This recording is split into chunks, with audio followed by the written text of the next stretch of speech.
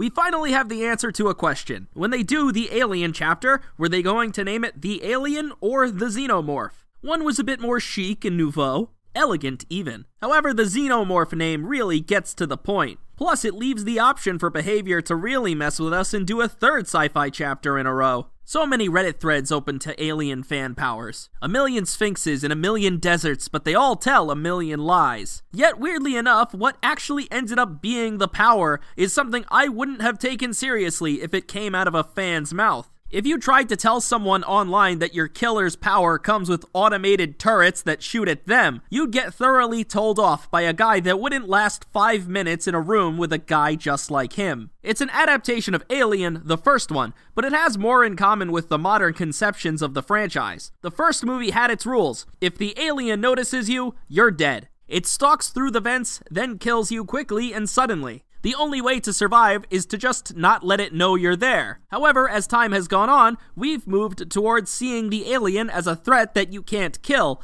but one that you can fight. Which results in a killer that smashes your head into the pavement, and then does something that once made H.R. Geiger grab the tissues. But also one that brings maybe my favorite new dynamic to matches, while also being maybe a bit boring to play. It's got the same idea as the Singularity, very strong power that is tempered by a tool the survivors have, and the balance of that single tool either makes you unstoppable or totally useless, meaning this is a killer that will never know balance. You make the tool too strong, and the killer sucks. You make the tool too good, and well, they'll still be glad it's not Skull Merchant, and we could get into the nitty-gritty of the power. But first, this video is sponsored by Raid Shadow Legends, and you know the bit here, right?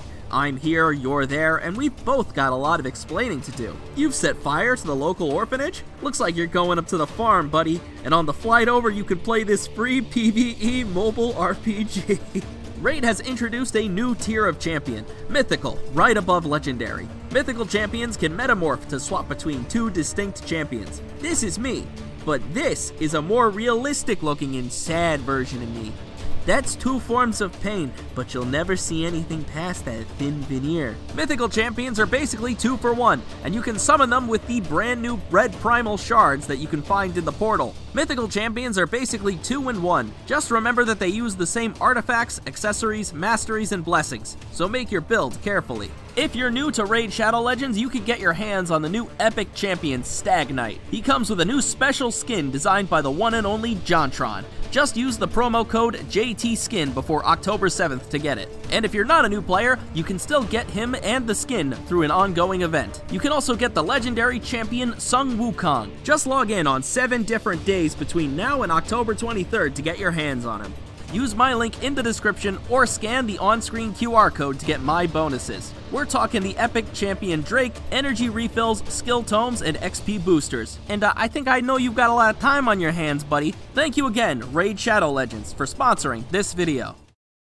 Alright, back to the fun part. To boil the killer down simply, the alien is constantly charging up to an advanced state called runner mode. When they're not in this state, they're a casual 32-meter terror radius having, average height being, 115% killer that you can get in the all sail aisle. When this meter reaches its max, you hunch down, become shorter, and gain access to a tail attack that has the hitbox of a magic 8-ball. The survivors try to take you out of this mode with these special flame turrets, which slow you down and remove your runner mode if you sit in the flames for too long. The survivors get access to 4 of these, and you can destroy them with either kind of attack. More on those later. Throughout the map, there are tunnels, and when you go inside, you can move faster while also rapidly recharging the runner mode. The entrances and exits are at command centers, which are also the altars at which the survivors collect the turrets. These will always spawn near a generator, but like in a cute kind of way where you aren't near the generator at all. When above ground, you can ping the tunnels to gain a waymarker while inside. It's one thing to orient your teleport when you're dancing around and can see over yonder. It's another thing to do it when the whole game looks like a Taco Bell themed aqueduct. You go underground, well, no, you probably just shift off to some nether plane far in the distance for this teleport, but thematically you go underground and pop up to surprise survivors, usually with runner mode fully charged. If you look at the number on the command center, you can see how many of the turrets are in play, with a maximum of 4. That is the SparkNotes version of this killer. They're one that is generally a fucking nightmare.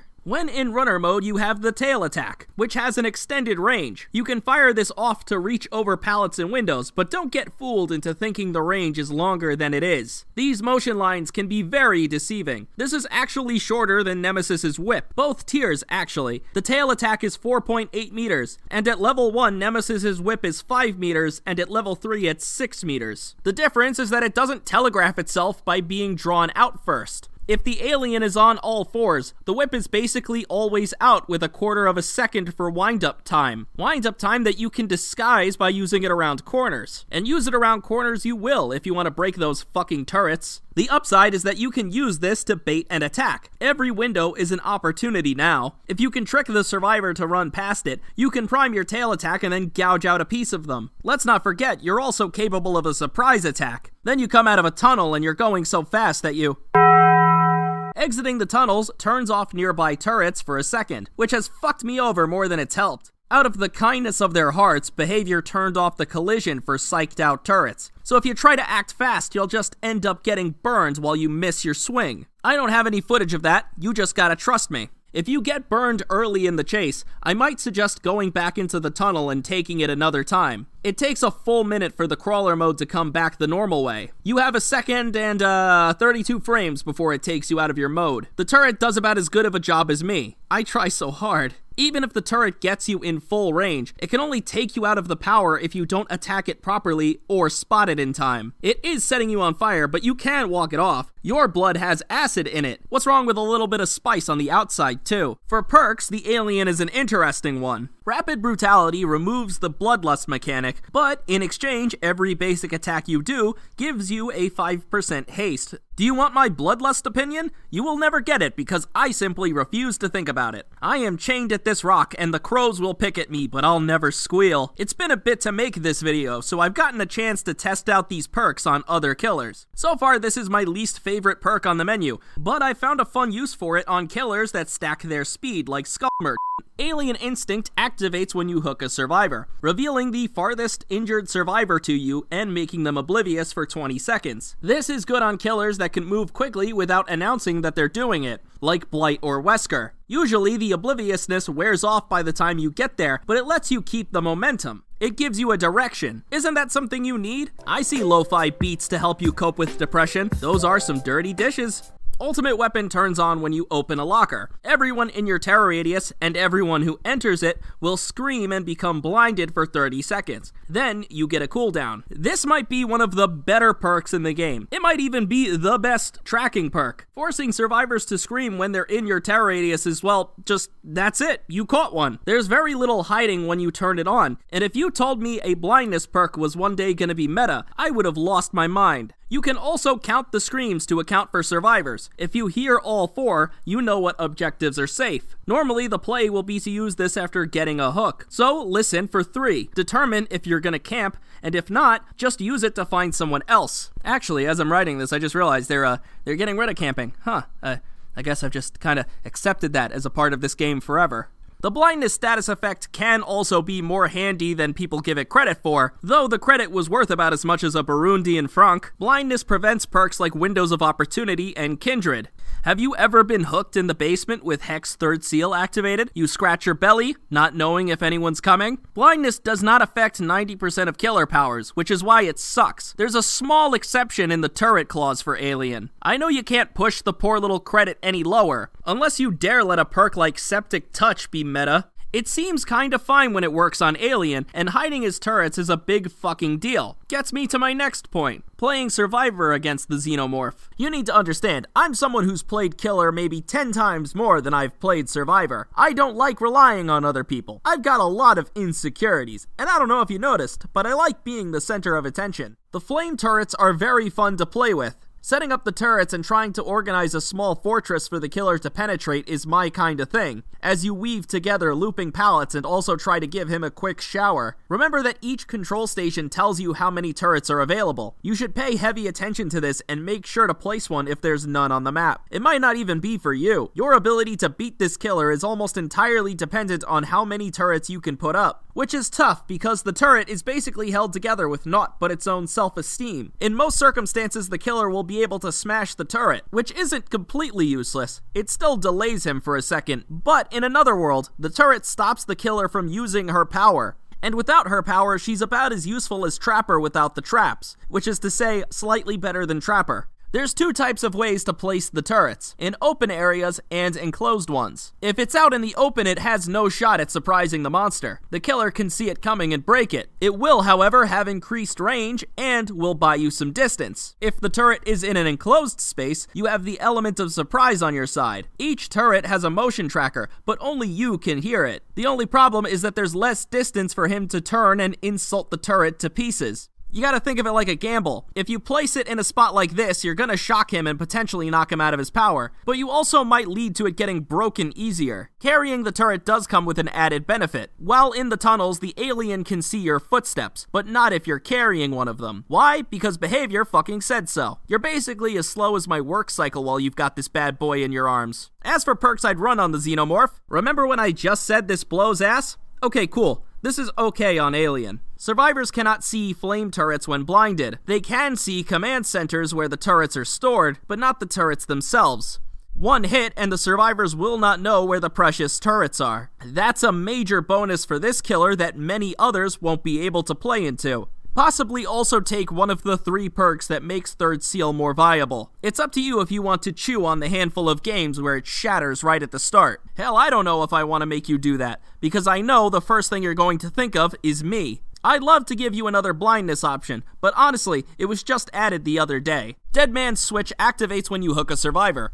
For the next 45 seconds, anyone who hops off their generator will have it become blocked for the rest of the perk's duration. If you hook someone and instantly enter the tunnel, their only notification on you showing up is the motion tracker, and that can scare people off these generators and give you more slowdown. Speaking of terror radiuses, Monitor and Abuse reduces your terror radius by 8 meters when you're not in a chase, and increases it by 8 meters when you are in a chase. One bit I neglected to mention is that when in runner mode, your heartbeat goes from 32 meters to 24. So, if you equip this, you become Myers with an ancient Roman spear at your call. The motion detectors do still work, but not as reliably, which can let you be very deceptive when you actually roam around. Lethal Pursuer turns on the moment the match starts, revealing the aura of survivors to you.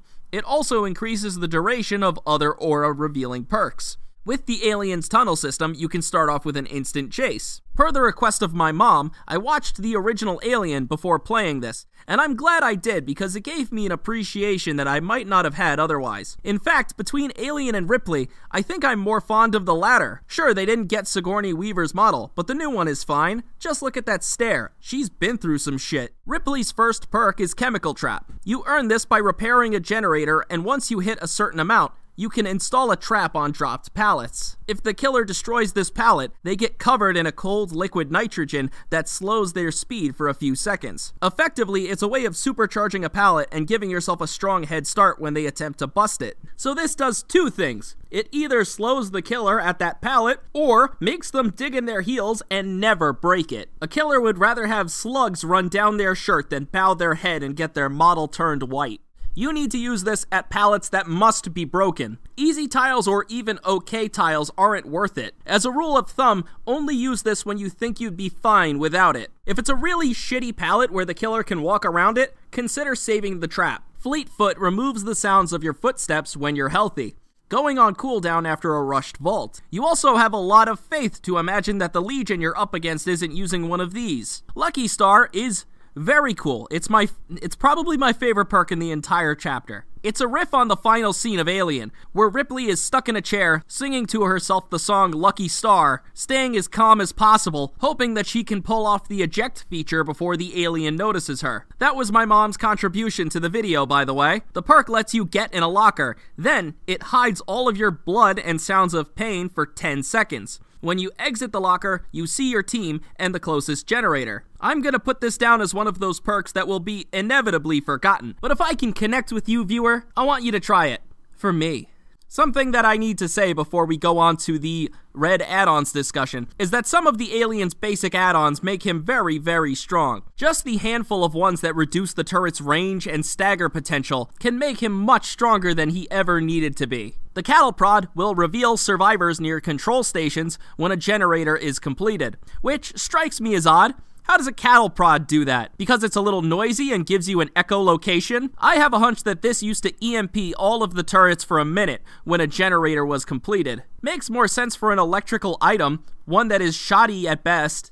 Plus, that could be something worthy of a red add-on. For a minute, you no longer have any safety. Okay, let's not be miserable, because the Alien Blood add-on somehow survived the PTB. When you exit a tunnel for 20 seconds, if you are stunned by a pallet, that survivor is injured or given a deep wound. Going with this add-on, when you exit a tunnel, you need to be a W key holding machine. You want to face check a pallet, but it's not like it takes a lot of brain cells to play this killer in the first place. The Alien feels very simplistic. You use the fast travel to reach an objective, then you spam the tail attack at people. But in the same vein, I feel like this captures the feeling of the creature decently. You're a deadly monster only kept at bay with a tool, but in gameplay practice, the tail attack is kind of boring. The main use of it is figuring out the hitbox. Say what you will about the previous killers, but they felt complicated and there was a lot of macro play to them. Alien is simply a practice in being relentless, and to her credit, she is definitely more relentless than the last two with that name. The macro play is instead on the survivors. You need to plop down the turrets and set up points that you will run to later. If the Xenomorph gets burned, waiting a full minute to have the power back is incentive enough to go into the tunnels. It makes the killer player want to act like the monster from the movies through the language of game design. As a full package, the Alien chapter is a W, but I just don't really enjoy the power. Just because the character exists doesn't mean you have to accept it.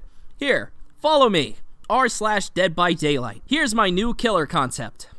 The Alien.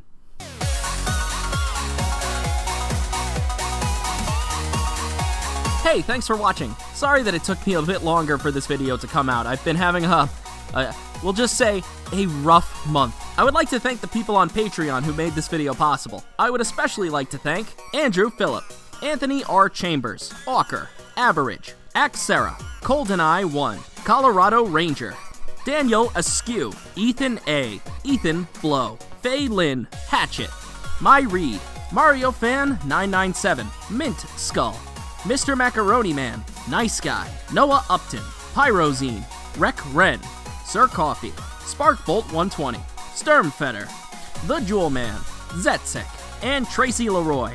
Thank you so much for watching, and I hope to see you guys again sometime soon.